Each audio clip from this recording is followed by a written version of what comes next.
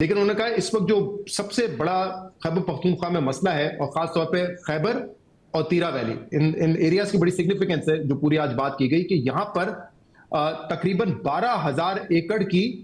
मंशियात की काश्तकारी होती है। और ये पूरा एक नेटवर्क है जिसमें पॉलिटिकल सरपरस्ती हासिल है क्रिमिनल्स को,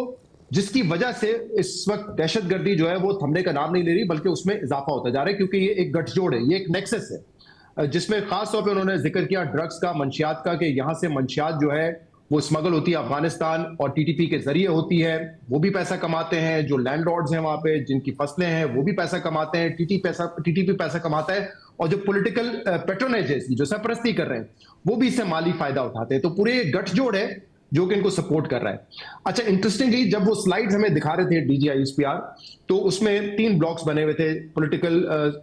पॉलिटिकल, क्रिमिनल और टेररिज्म का। तो पॉलिटिकल ब्लॉक उन्होंने बताया कि हमने खाली छोड़ा हुआ है, यानी कि वहां पे किसी सियासी जमात का नाम नहीं था, किसी सियासी शख्सियत का नाम नहीं था, वो वहां पे उन्होंने खाली छोड़ा हुआ था। लेकिन जो गुफ्तगू सवालात में भी हुई, या उन्होंने अपनी ब्रीफिंग में जब डिटेल में बताया, तो उन्होंने ये बताया कि ये सियासी सरपरस्ती उन्हीं लोगों की है